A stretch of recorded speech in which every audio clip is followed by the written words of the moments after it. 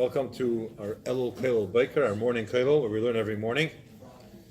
Today we're going to discuss continuation on the halachas of Tshuvah from the Rambam, from Maimonides, and we're up to chapter 8.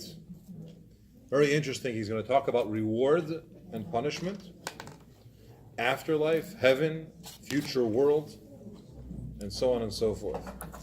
There's a joke that's told about three friends that are sitting around and talking. And the first guy, Chaim, says, I want that when I pass away, people should say how dedicated I was, how great of a husband I was, how great of a father I was, how great of a friend I was. And Moshe looks at Chaim and says, I want that when I pass away, they should say, I'm such a selfless person. All I care about is others. My focus is always God. I was completely spiritual my whole life. And Baruch looks at them and says, I want that when I pass away, they should say, look, he's moving. We have a lot of discussion and reference to the idea of heaven and hell, and people discuss what's going to be after a person's lifetime and where does the soul go. Sometimes the easy answer of why we see that good people are suffering or wicked people are prospering, we say, it's just it's this world versus that world. In the world of truth, that's when they're going to get the real reward. Or in the world of truth, that's when they'll have the real punishment. What you see now is not the whole picture. We tend to dismiss, if you will, and say, it's the other world. It's going to happen in the world of truth. What is this world of truth? And the Rambam discusses it. And as we'll see, there are many that argue what the meaning of the Rambam's words are. Well, let's get into it and try to understand a little bit what's the Jewish perspective on heaven, what's the Jewish perspective on reward and punishment. So Perek Shmini, chapter 8, the Rambam begins, HaTeva HaTzfuna LaTzadikim, the hidden good, the hidden reward for the righteous is Chaye Ha'olam Haba. It's the life in the world to come. The ultimate good is the life that happens in the world to come. This is the life where there's no death with this life. It's such a good, there's no bad connected to this good. See, the world we live in, all good is mixed with some bad. And all bad is mixed with some good. It's a result of the first man and woman when they sinned with the Chet Eitz Hadas, they ate from the forbidden fruit. One of the consequences of that was that now you have a mixture. It's called an irbuvya. There's a mixture. Things are all mixed up. Priorities are upside down. Clarity is blurred. You don't see really what's right and what's wrong. It's hard you don't always see it. It's hard to discern what's correct and what's not. And therefore you have certain situations where a person sees something and it's good, but he thinks there's something bad about it. Or he thinks maybe he doesn't want to do it because he is not going to like it or it's not going to be so good for him. There's a mixture. It's part of the challenge as a result of the sin of the Eitz Hadas, that you have bad and good are mixed together. And even good things have a little bit of a negativity. It could be used for the wrong reasons. It could be abused and turns out to be something wrong. And even bad things, there's some good in it which makes it harder to say, this is bad, I'm staying away from it. Whether it feels good or it tastes good or there may be some kind of benefit if used in a particular way. So there's a mixture that goes on. So the Rambam tells us that the reward that's waiting for tzaddikim, for the righteous, is in the world to come, in the afterlife. It's a life that there's no death associated with that life. It never ends. It goes on and on. It's a good that has no bad mixed into it. That's the level of good that it is. It's pure 100% goodness. This is where we want to be. That's what the Torah tells us, that it should be good for you and you'll live long days. When Moshe Rabbeinu, in his final address to the Jewish people, talks about the importance of making the right choices and choosing life over the opposite and choosing good over the opposite, he stresses, do this and you'll have a good life, it'll be good for you and you'll have long life. The Rambam says what Moshe Rabbeinu is really referring to, although he doesn't say it clearly, he's referring to the world to come. That in the afterlife there is a great reward and so on. We learn from tradition that when Moshe Rabbeinu said "Leman yitav lach," it should be good for you. What he's talking about is la'olam shekulei tov, to the world that's completely good. This world is not completely good. There's some evil in this world, unfortunately, and the world to come, that's 100% good and only good, and that's what he's talking about. Ba'arachta yamim, you'll have long days. Moshe Rabbeinu said. What do you mean long days? He means the day which is very, very long, which is referring to ha'ilam haba. What's the reward of the righteous? The righteous will merit this pleasantness. They'll be with this goodness. And what's the punishment for the wicked? Those that are wicked will not get this type of life. They won't have this reward. They're going to be cut off and they're going to die. So he says, Maimonides is telling us that the righteous get rewarded with something called the world to come, and that's only good. There's no bad in it. There's no death associated with it. It's pure good, and that's the hidden reward that's waiting. And those that are bad don't get that; they get cut off from it. Anyone that does not, pardon me, completely. Right now, that's what he says. We're going to discuss and understand really what does he mean. And anyone that does not have, is not meritorious, doesn't have this life, they end up dying and they don't live forever. They get cut off just like an animal. As it says, and we learn that when it says 2 times cut off, it says cut off will be cut off, it refers to both worlds. The person will leave this world, and in the world to come, they also don't have a portion in that. Which means that the soul that left the body doesn't have Olam Haba, also not just in this world, but also in the coming world he does not get. Now, there are commentaries that discuss what's he talking about here. What's the Rambam referring to? Is he referring to what we know, commonly referred to as Gan Eden, okay, paradise, heaven, that after a person passes away, their neshama goes to heaven? Or are we referring to when Mashiach comes? It's also known as Olam Haba, the world to come. That's when you have the resurrection of those that have passed. You have a different type of situation in the world where everything is good. There's no illness, there's no hunger, there's no war, there's no jealousy, there's no strife. So, is the Rambam, when he says the ultimate reward and the wicked don't get that, is he referring to paradise, which there are thousands upon thousands of souls that are there now? Or is he referring to Olam Haba, which will be when Mashiach comes? So there are those that say that he's referring specifically to Gan Eden, to paradise. Because he says there's no body. And we know that when the resurrection of the dead happens, that is in a body. Also, what happens now, according to the Rambam? Where is their reward currently? In other words, the souls, Maimonides, okay, his soul, the souls of all the Jews that left Egypt, where are they now? They're waiting for Mashiach to come in heaven, and waiting for the world to come? Are they getting rewarded in between? Is that not their reward yet? What's happening? And we'll discuss this and see what the perspective is on this. But the Rambam continues in Halacha Beis, and he says, "Ha'olam haba ein begufu gvia." The world to come does not have a body of any sort. What's going on in that world? There's the nafshes hatzadikim bilvad b'lei guf. All you have is souls of the righteous without a body, just like angels. Angels don't have a physical body. The souls that are in heaven also don't have a physical body. And they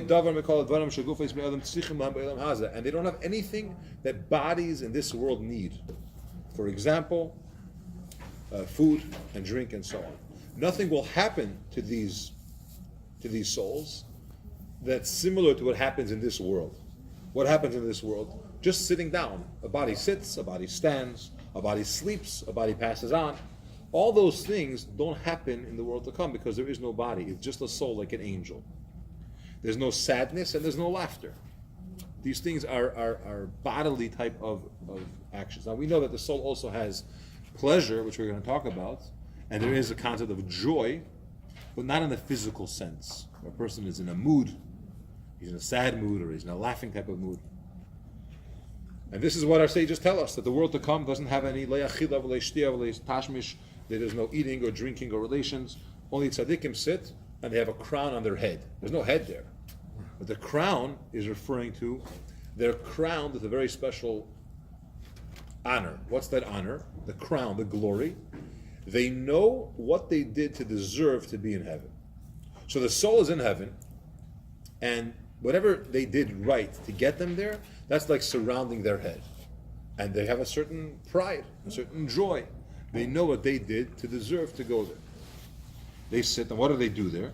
Not literally sit, because they said they don't have bodies, but they have a pleasure from the ray of the Shekhinah without eating or drinking or physical pleasures. They have a certain delight from godliness. And when the Torah tells us, and the Mishnah tells us that tzaddikim are sitting, it's a metaphoric, not literally sitting, because there's no body to sit. It means they're there. They're there without any effort or hard work. Because when you sit, standing is hard, right? Walking, running, it takes effort. Sitting doesn't take much effort. Some people sit too much, right? So when the Torah tells us that the souls sit there, or tzaddikim sit there, it doesn't mean that they're sitting. They don't have a body. It means that, I don't want to use the word relaxing, but it means that they're sitting. There's no effort. They're just sitting and enjoying.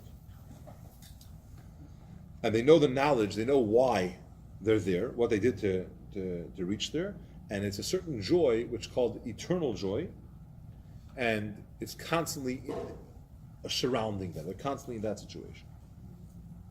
What do you mean when you say they have pleasure from God's Shekhinah? What kind of pleasure is it? Is it a taste? Is it a smell? What is it? So we say that the idea is that they have a certain enjoyment from understanding godliness. Now, this is something which we can't understand physically because it's a spiritual pleasure. But I want to give a somewhat of an example to this. It's not really the best example, but it's an example. You have different levels of pleasure in this world, right? You have a physical pleasure. It's something which is very tangible. It's food, it's drink, it's an experience. It's something which a person enjoys. Then you have a little bit more refined type of pleasure. Maybe it's music. Even a smell is perhaps a little bit of a better pleasure than a physical pleasure of eating. When someone listens to music, it takes somewhat of a talent or an appreciation that you enjoy that, listening to that music. Or art, you enjoy it. Not everyone has a feeling for this concept, for this finer art. It's a little bit more of a refinement within the person. Food is probably a basic level where everyone enjoys. Music, art, these types of pleasures a little bit higher up. There's another level, and that's knowledge. There's an enjoyment when you understand the concept, when you grasp an idea, you tried to figure something out and now you got it. But if you come to somebody who's not into any type of theories, understanding, philosophy, learning, and you tell him, you know what I did yesterday? I understood the theory of whatever, or I understood a concept. Look at you funny. What? I went and had a good meal. He's right, because he doesn't get that level of, it's a more refined level of pleasure. In a similar vein, and again, it's not 100%, but it's similar. When we talk about the fact that in Gan Eden there's a pleasure called understanding God's greatness, we don't understand that because we're physical people. It's like the person that only enjoys food and he doesn't understand why you enjoy watching art, or why you enjoy learning or understanding a concept. It's like, it's so strange. And you look at them and say, what, you spent your time eating? Big deal. Look what kind of amazing talent I witnessed, or something I appreciated or something. So similarly, when the Rambam talks to us, he says, yes, the human can't understand it because it's not in our world. But we have to recognize that there is greater pleasures than the physical limited pleasure. And that's in the world to come. And the greatest revenge, so to speak, the greatest punishment is that the soul does not get this opportunity. That's a punishment the soul can't get.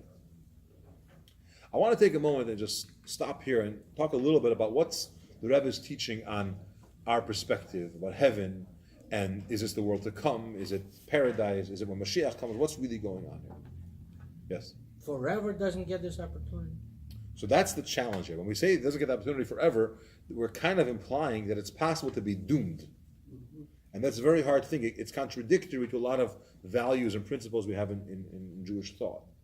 So I'm going to share several concepts here.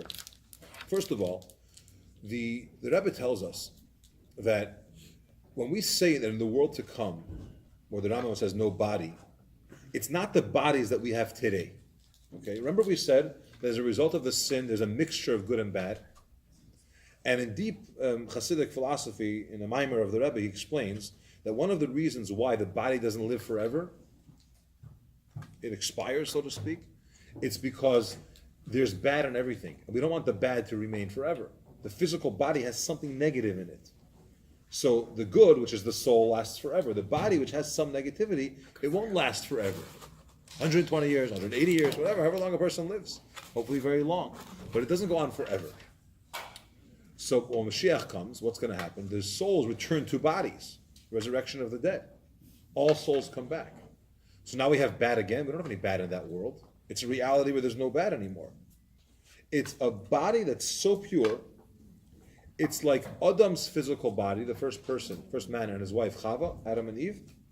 It's like their body right when they were created, before they sinned. It was pure, only interested in God.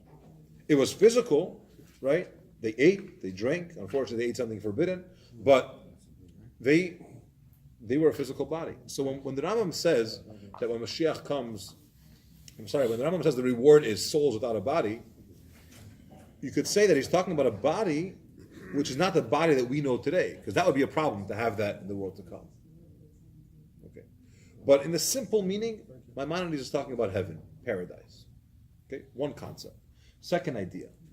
In Judaism, we know it's not possible, or it's very, very difficult for a soul to be cut off completely. Okay? When a neshama goes to heaven, it goes through a process. If God forbid it's judged, and the judgment comes out to be negative.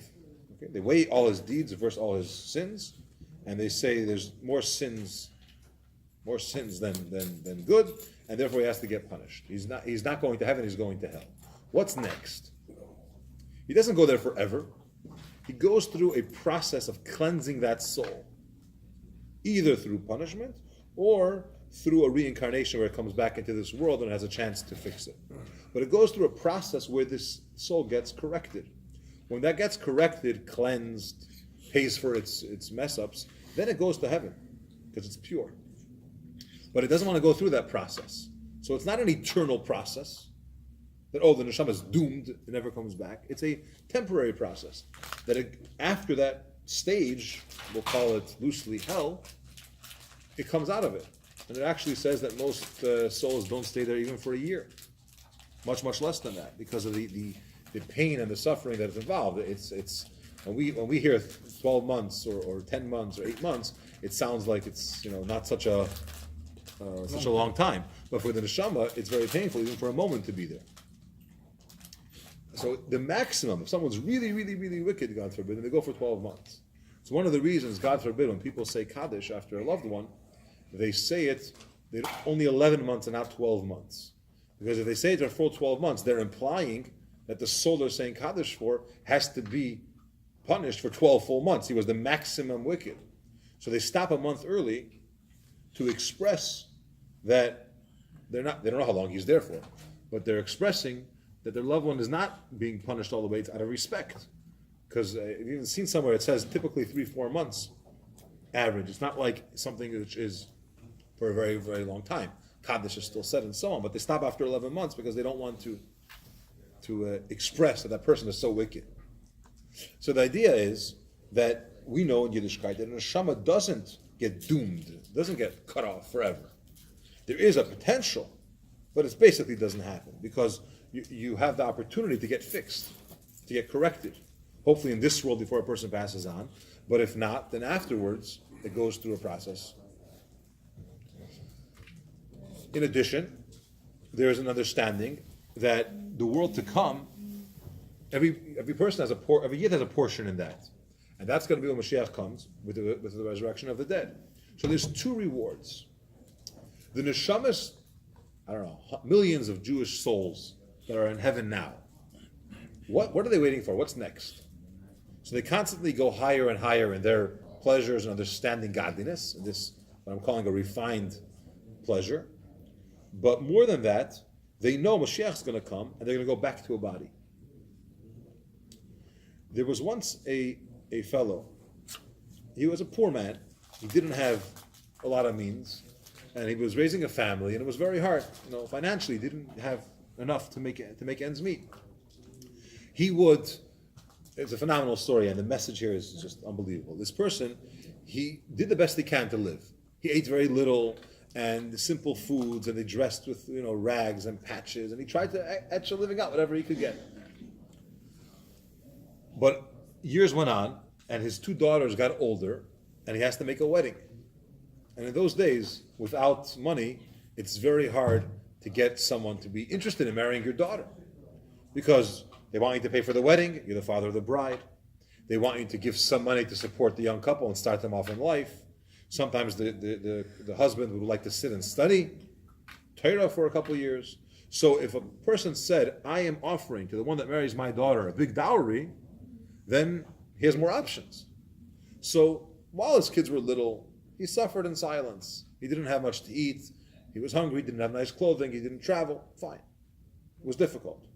But now he has to marry them off. And now he's really stuck, and the clock is ticking. They're getting older, and there's no prospects coming in, no offers. He's stuck. So he travels to his Rebbe. His Rebbe was the Rabbi of Apta. The Rabbi of Apta was a great tzaddik. He was known as the Wavy Straw.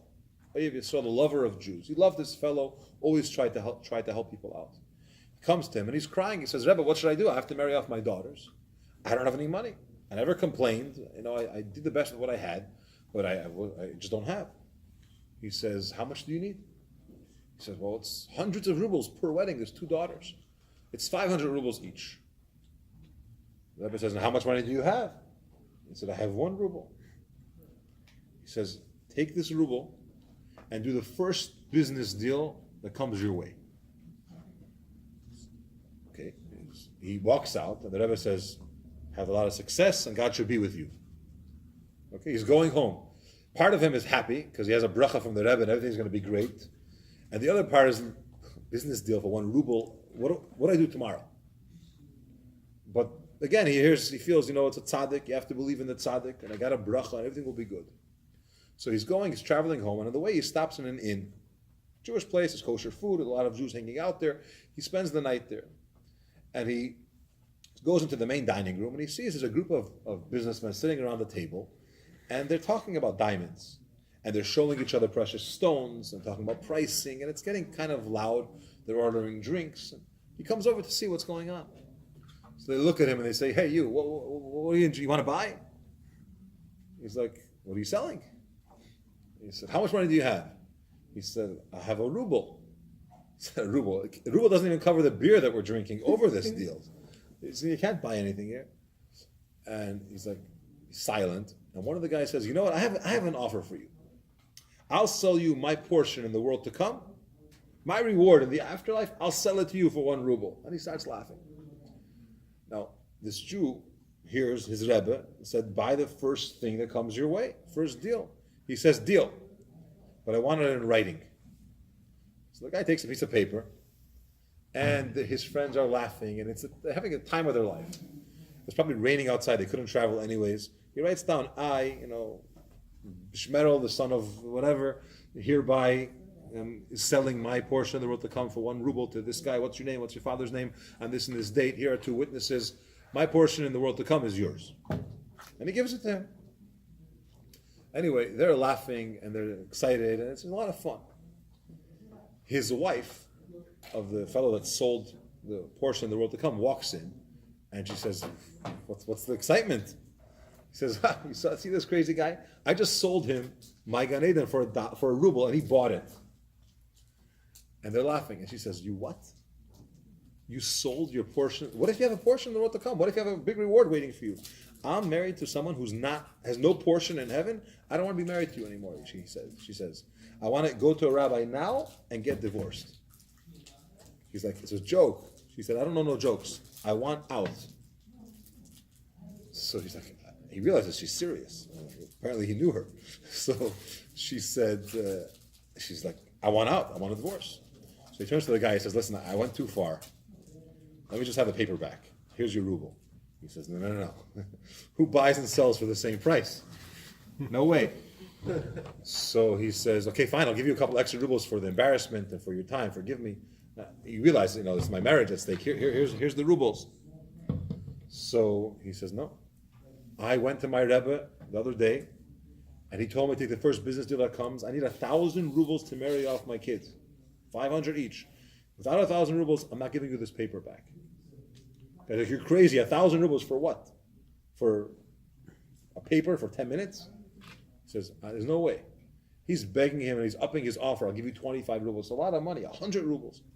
He's like, my friend, I'm not giving this back to you for less than 1,000.